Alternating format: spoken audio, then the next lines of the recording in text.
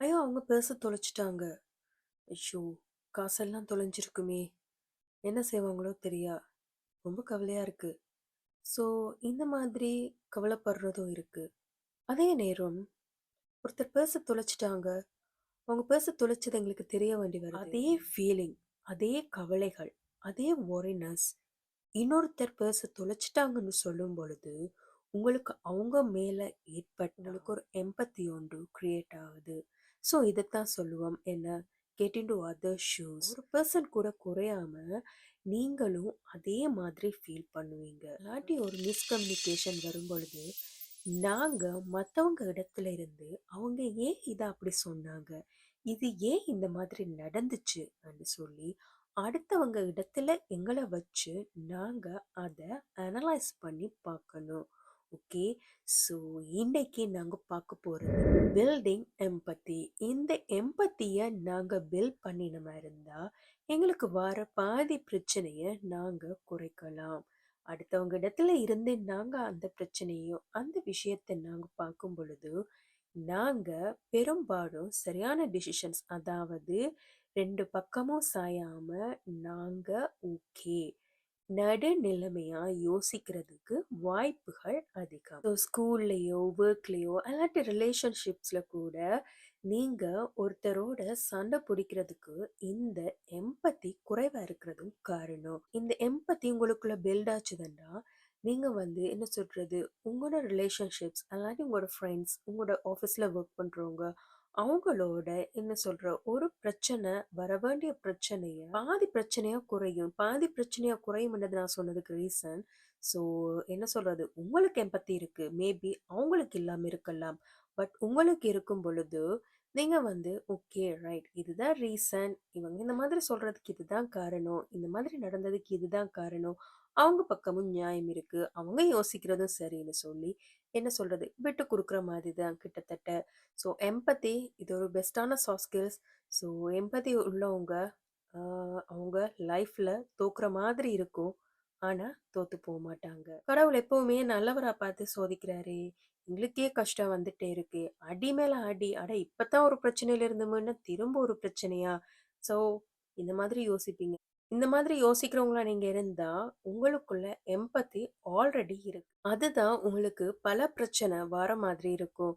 ஆனா, ஒரு கட்டத்துல பார்த்தா, நீங்க என்ன சொல்றது, ஒரு சக்சஸ்ஃபுல்லான ஒரு பெர்சன், அதாவது நிம்மதியா, சந்தோஷமா, அட நான் லைஃப்ல செட்டில் ஆயிட்டேன்ற மாதிரி ஒரு ஃபீல் வரும்பொழுது பார்த்தீங்களா இருந்தா, நீங்க வந்த பாதையில உங்களுக்கு கிடைச்ச அனுபவங்கள் எல்லாமே உங்கள சரியான பாதையில கொண்டு வரதுக்காக தான் இருக்கும். ஸோ, அந்த ஃபீல் உங்களுக்கு நிச்சயமா வரும். ஸோ, எம்பத்தி இது ஒரு பெஸ்ட்டான சாஃப்ட் ஸ்கில். ஸோ, இத உங்களுக்குள்ள பண்ணிக்கொள்ளுங்க. கொடையும், கருணையும் இறைவனா குடுத்த வரம். அது ஃபோர்ஸ் பண்ணி யாருமே எடுக்கல. ஒருத்தர்ட்ட பணம் இல்ல. அவங்களுக்கு இந்த இடத்துல நான் குடுத்தே ஆகணும். இந்த மாதிரி உங்களுக்கு தோணுச்சுதுன்னா, அது என்ன சொல்றது, கொடை எண்ணம். அ எல்லாருக்கும் அது வருமென்டு இல்ல. கொடையும், கருணையும் கடவுளா கொடுத்த வரம். ஸோ கருணை, ஸோ இந்த எம்பத்தி இது எல்லாத்துக்குமே ஒரு பேஸ்மெண்ட்டா இருக்கும். ஸோ பெஸ்ட்டான சாஃப்ட் ஸ்கில். இந்த சாஃப்ட் ஸ்கில்ல கட்டாயம் எல்லாரும் வளர்த்துக்கொள்ளுங்க. எம்பத்தே இது அக்ரிமெண்ட் இல்ல. ஸோ என்ன சொல்றது, இன்னொருத்தர் சொல்ற விஷயத்த நீங்க கட்டாயம் அக்ரி பண்ணணும் என்று இல்ல. இது ஒரு கனெக்ஷன். அதாவது இன்னொரு உறவு. அந்த உறவு விட்டு போகக்கூடாது. அந்த உறவு பிரிஞ்சு போகக்கூடாது. அல்லது அந்த உறவு கவலைப்படக்கூடாதுன்றதுக்காக, இது ஒரு விதமான ஒரு connection. It's not an agreement. It's a connection.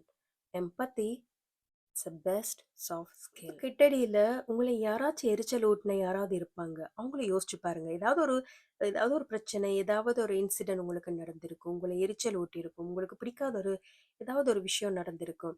ஆ கிட்டடியில நடந்திருக்கலாம். அல்லாட்டி முன்னாடி கூட நடந்திருக்கலாம். நீங்க அத யோசிச்சு பாருங்க. ஸோ அவங்க அப்படி நடந்து கொண்டதுக்கு என்ன காரணமா இருக்கும்? So just pose right? Just pose. Pose பண்ணிட்டு நீங்க இந்த கொஸ்டின நீங்க உங்களுக்குள்ளே கேட்டுக்கொள்ளுங்க. ஏன் அவங்க அப்படி நடந்து கொண்டிருக்கலாம்?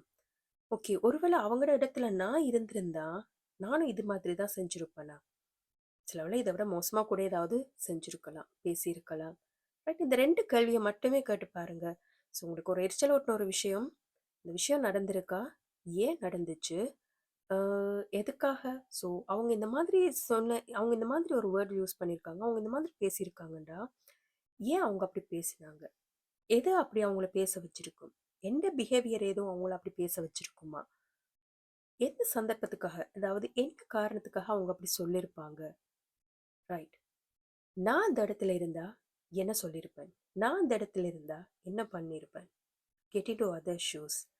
அடுத்தவங்க இடத்துல இருந்து யோசிச்சு பாருங்க. இந்த 2 கேள்வியுமே உங்கள ஏதாவது ஒரு விஷயம் எரிச்சல் ஊட்டும் பொழுது, இந்த 2 கேள்வியுமே போஸ் பண்ணி நீங்க கேட்டு பாருங்க.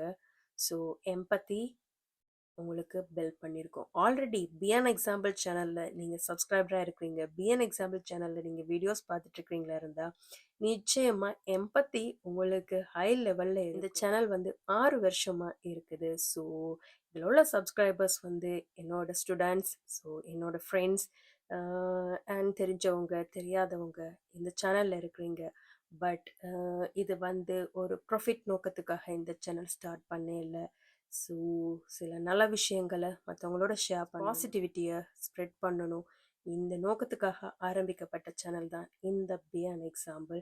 ஸோ இந்த பியான் எக்ஸாம்பிள் சேனலில் நீங்களும் ஒரு சப்ஸ்கிரைபராக இருக்கிறீங்களா இருந்தால் உங்கள்ட்ட ஆல்ரெடி அந்த எம்பத்தி நிறையவே இருக்குது. அதை இன்னும் நீங்கள் பில்ட் பண்ணுங்க. நீங்கள் இன்னொருத்தர் இடத்துல இருந்து உங்களை யோசிச்சு பாருங்க. அண்ட் இந்த வீடியோ உங்களுக்கு பிடிச்சிருக்குமென்னு நினைக்கிறேன். லைக் பண்ணுங்க. யார் யார் உங்களுக்கு ஞாபகம் வந்தாங்களோ, எம்பத்திய பத்தி பேசும்பொழுது யார் யார் ஞாபகம் வந்தாங்களோ, அவங்களுக்கு இந்த வீடியோவை ஷேர் பண்ணுங்க. ஸோ நாளைக்கு நாங்க பார்க்க போறது emotional triggers. So thanks for வாட்சிங். Be an example.